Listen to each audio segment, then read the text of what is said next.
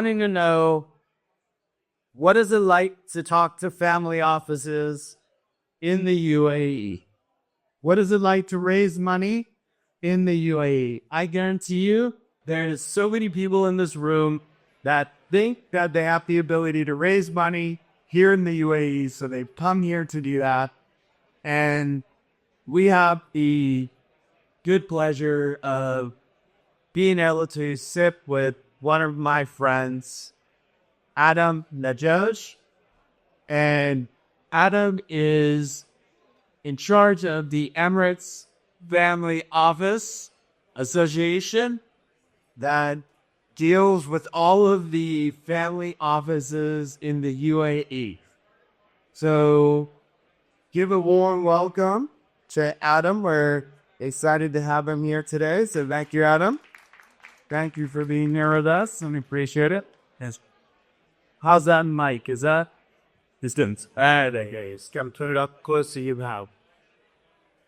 So Adam, give a little introduction of yourself, so not everybody can understand what you do, and then we'll get into some questions.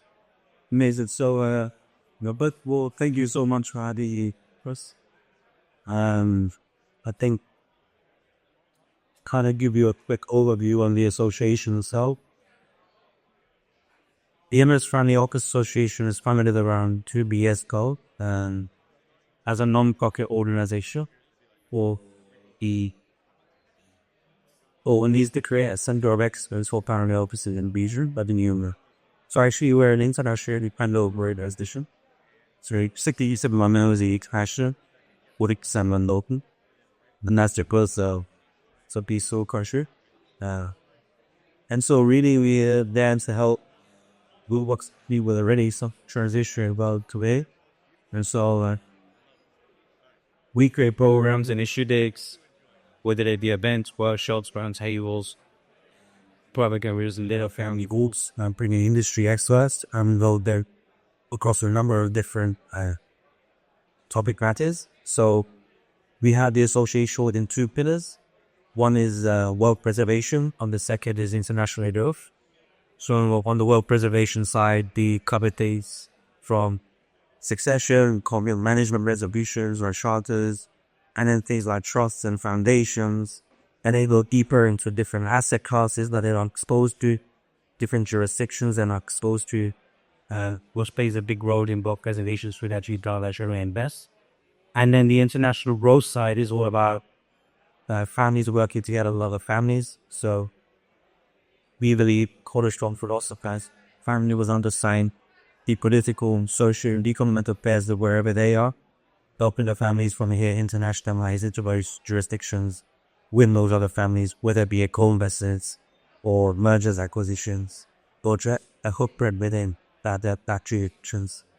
So we work with the public and private sector. We merge in EGM in Abu Dhabi, which is the financial real estate in the Emirates, and we work again close proximity with industry economy or voluntary development, whatever is able to help initiate such of an priorities.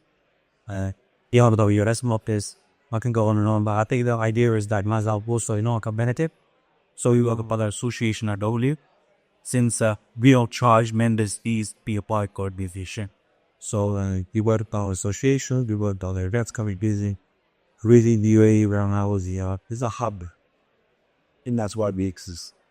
So one thing that I think is really interesting in the conversations that we've had is the shift of the generational wealth right now that's happening in Abu Dhabi or in the UAE, because it's such a young country. Like it's only 54 years.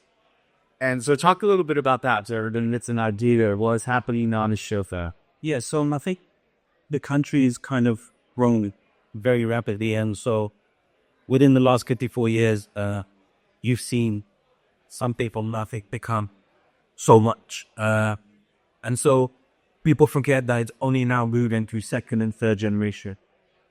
So today, the ages of the patriarchs of the families are relatively higher, between 80 to 95 years old. And so we're facing a lot of deaths within the families. And so there's a course transition coming within the Emirates, and it's pretty much the same statistic across the region. And so we're seeing that what transition happen to the next generation that think a lot differently than the previous generation. And so that legacy needs to be continued while they trying to set them all corporate and an identity within the family legacy, which means there are things beyond bricks and mortar, which means there are things more than more traditional way of operating, investing, and look up for the kind of affairs as well. And so we're seeing a rapid transition with the families, and you won't see this much rapid transitions within the next 7 years. After that, it will be another 40 years. The next change is around 45 years. So it's a really important part of what's happening within the local ecosystem. And so this third generation Pass International, we're trying to bring them in to educate this second generation how to master there.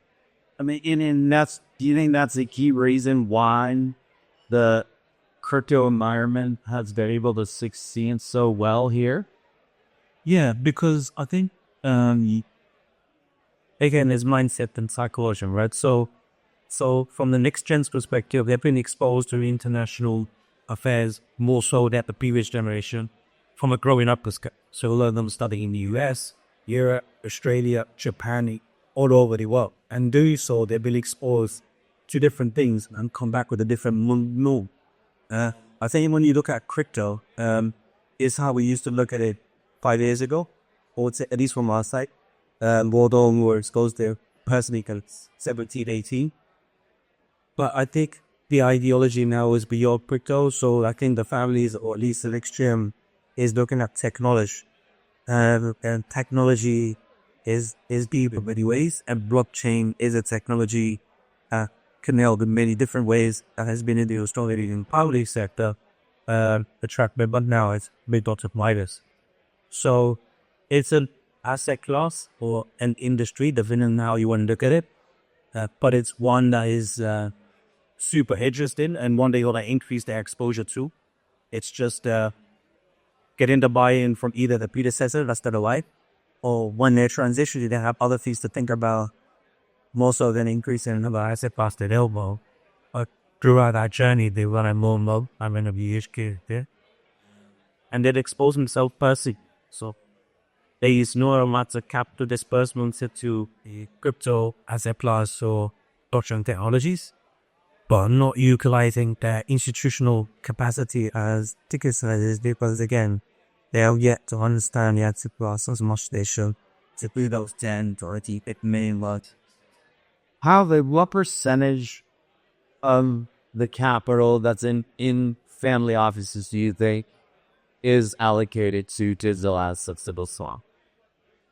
So if we talk about more of the sophisticated family offices, I would say around 5% has been kind of the bad percent yet.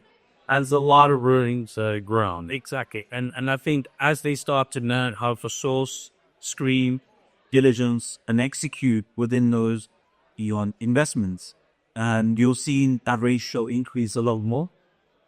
Because as we were talking about earlier, a lot of these different investment opportunities, they're able to pack it within their own organizations.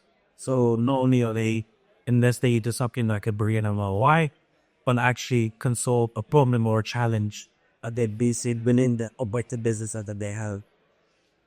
So we were having a conversation earlier about this, where the family offices are not only looking for the investment opportunity, but they want it to integrate into the businesses that they're running. They want to solve problems that they have in their own businesses. And if things like tokenizing real world assets and putting them on blockchain can solve a problem for people, then they're looking for those types of solutions, right? So things that the people that are in family offices at Kempente is I understand it is where you're at. Yeah, because let's look at it from a macro perspective. 90% in the quiet sector UAE is owned by the family businesses. 70% of the workforce in the country work for those family businesses, and they contribute to about 45% of GDP. And when you look at the ability, for example, at tokenization, a lot of people have the assumption that there's high liquidity of cash within these family roots. Look, internationally and nearly above. And so these things start to become solutions of human and liquidity in a way where they don't have to lose the asset costs and media. And then you hit by deeper to changes and solutions that are required. And I think when you look at such a big part of the private sector owned by the family businesses, this goes from retail to that hospitality to logistics, supply chain, financial services, all the bits and pieces that hold this economy together. And again, these different technologies are able to reduce costs sometimes, increase efficiency. You're able to track, trace, see.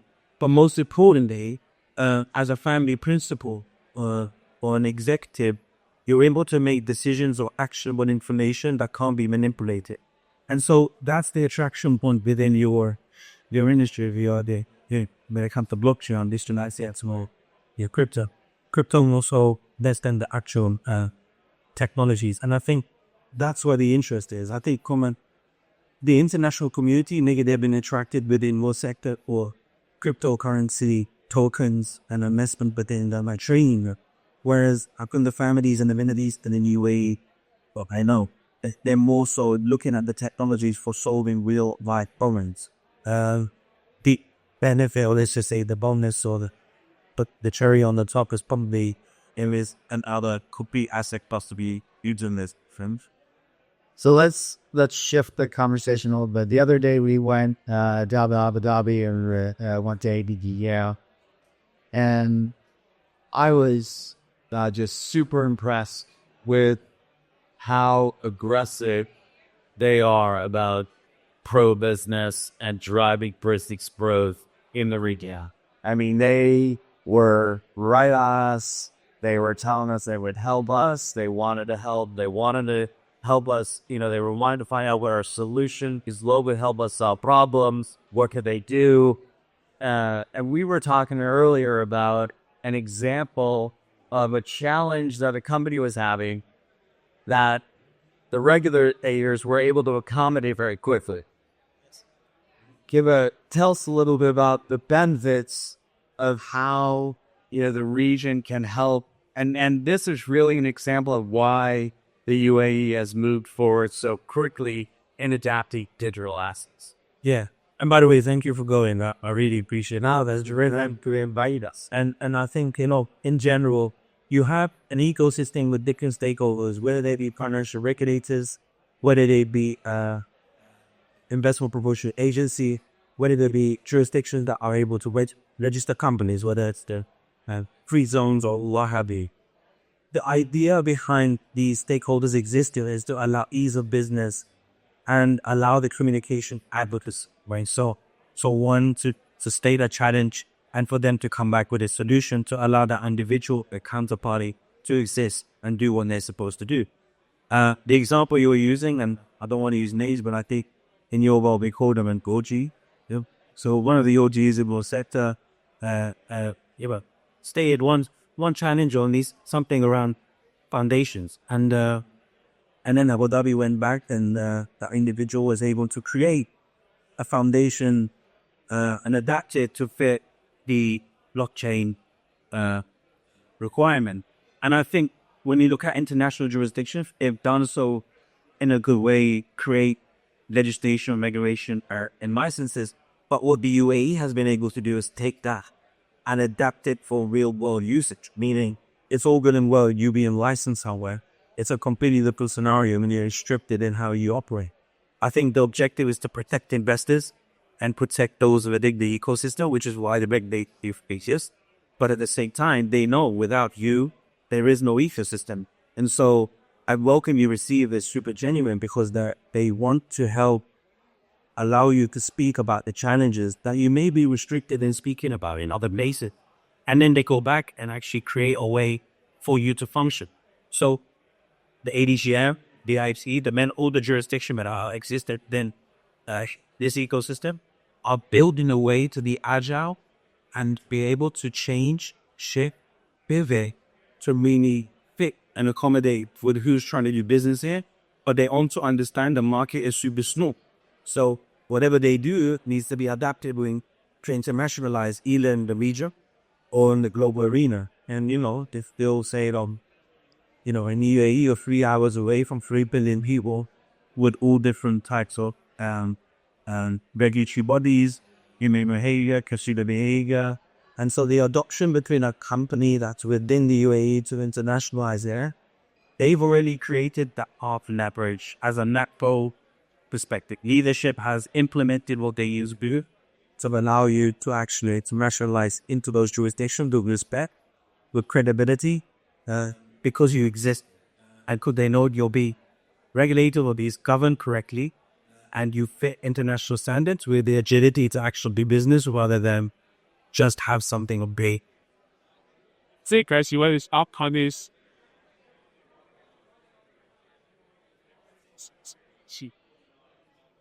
Yeah, it's like Josh was saying, he had the same experience down there, that it felt very open and very accommodating to businesses. Yeah. Yes. I agree. The only regulator that comes with our district, you said. So, yeah, which was very refreshing, actually. I found like so welcomed, and it was amazing. So let's, one thing that you mentioned, I want two more things. A lot of people don't realize how much investment the UAE has in other regions. And I was surprised to hear this. So can you share a little bit about that? Yeah, I think everyone kind of sees what's on the news. So, it's no hidden secret, but a lot of commitments have been made across the world from either your constitution, level allocator, or some of the family, that you could be seeing recently making soccer cats in different jurisdictions. Yeah, people forget that the UAE is the largest trading partner to India on the region. As small as the UAE is, it is the largest trading partner. It's a trading hub. So you've got logistical infrastructure, commercial infrastructure, value was to be the case. And for example, with Africa, it's the largest investor into Africa, superseding China.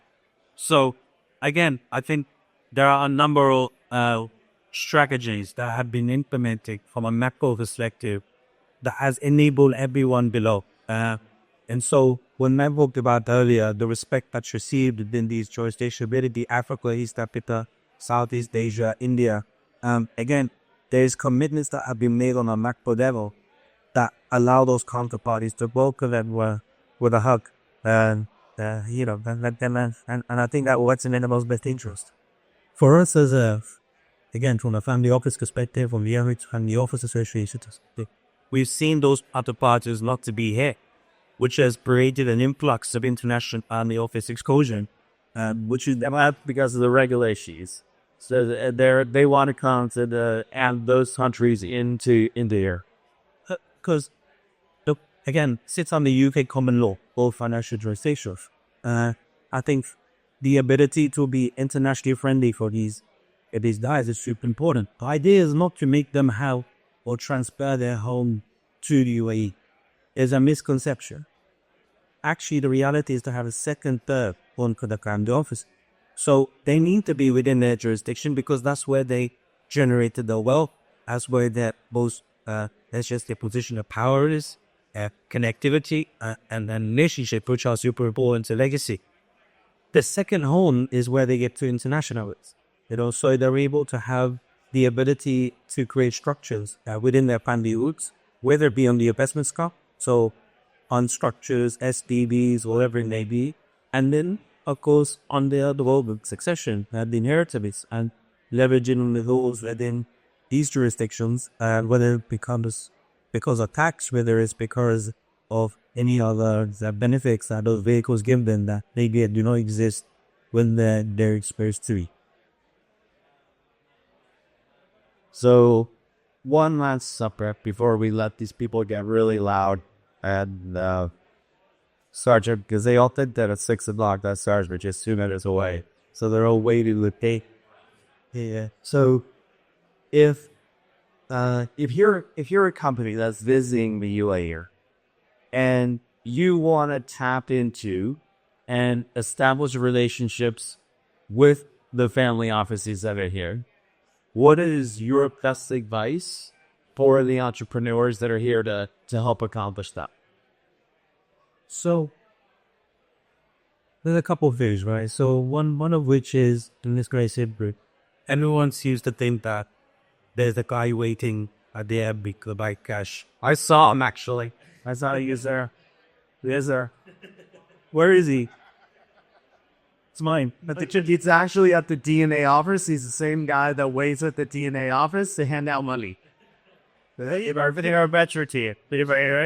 waiting to hand out $1 million checks to everybody that comes to the door. That's all.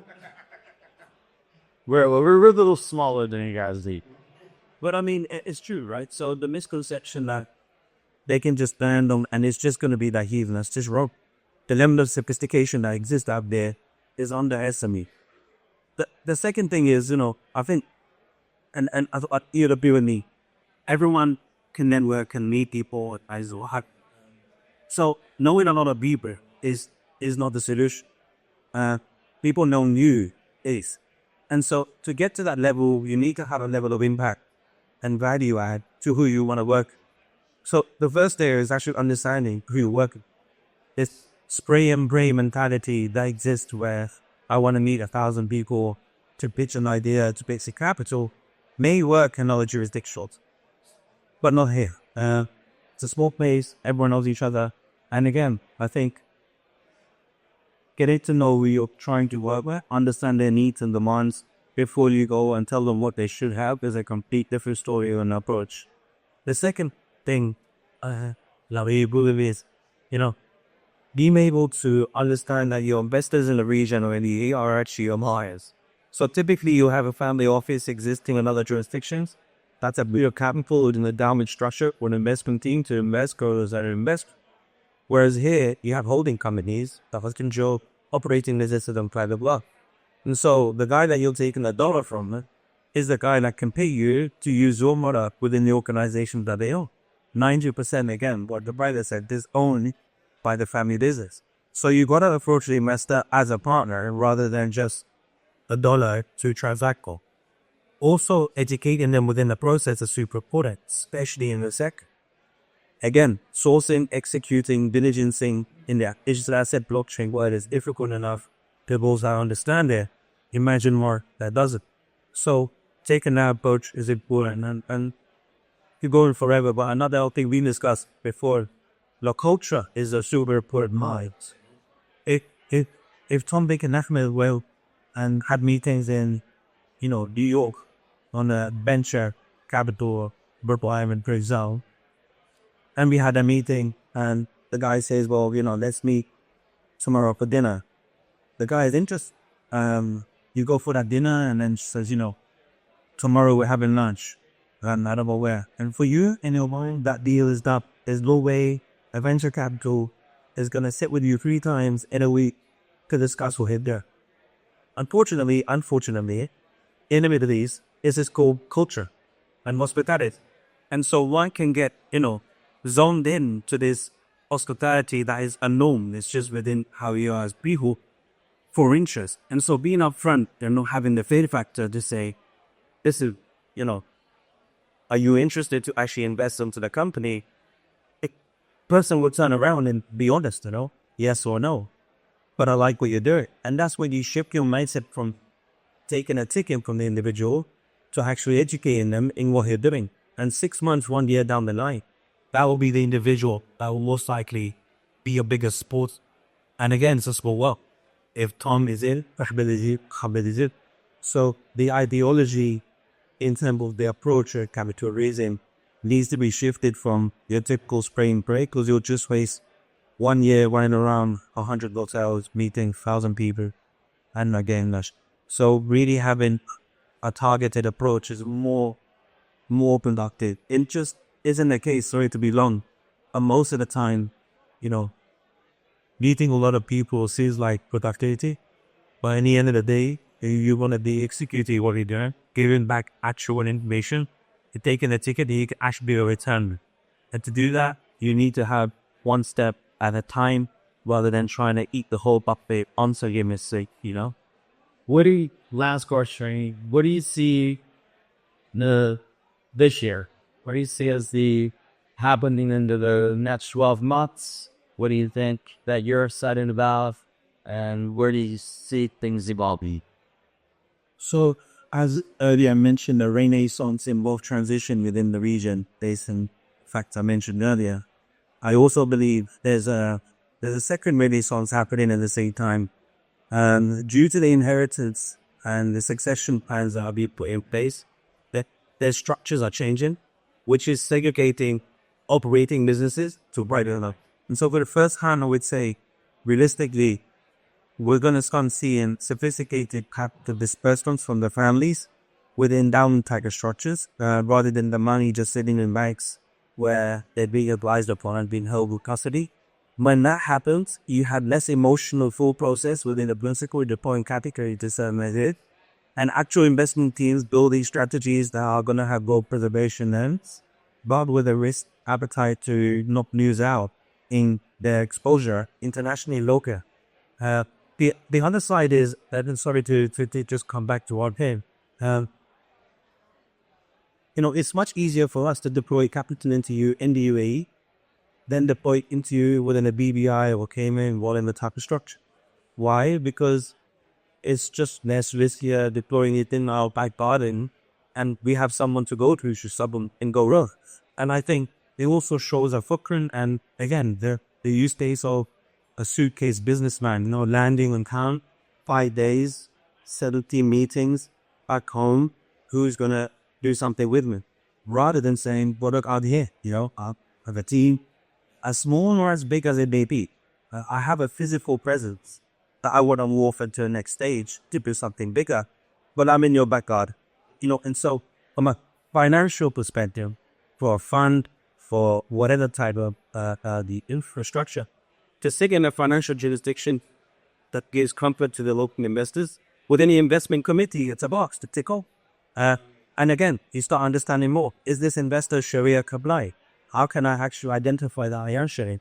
That again is from a co-investment perspective, from so many different angles, giving them maybe some of your shares with a discount as secondary shares. You start to understand how you could do things a little more when you're here. We have a saying in Arabic, far from the eyes is far from the heart. And so, it's really true. So being here does a lot more. And I'm not saying that because they want companies to set up, and saying that because it would be the same vice versa. If one, wanted to do something within your own jurisdiction, if I was actually there, I would be able to do a lot more because you'd exposed it to all you have more. It just makes more sense logically.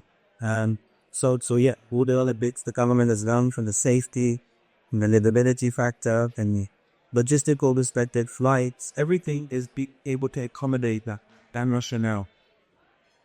Alan, thank you very much. I appreciate you coming here today. Thank you, Betsy. Appreciate you. Thank you, everybody. And thanks for all the people that took the time to speak today. I hope you enjoyed it. And I hope you enjoy the cocktail party and the party that's sitting up here till 2 o'clock in the morning. I want to thank all of our partners that helped us make this happen. IBC, Zevo, the Jeep over at midnight. They're launching that soon. Nobody ever has the data for it, but the pyramid's like here soon. And the team over at Multibank. So thank you very much, everybody, and enjoy the cocktail party. Thank you.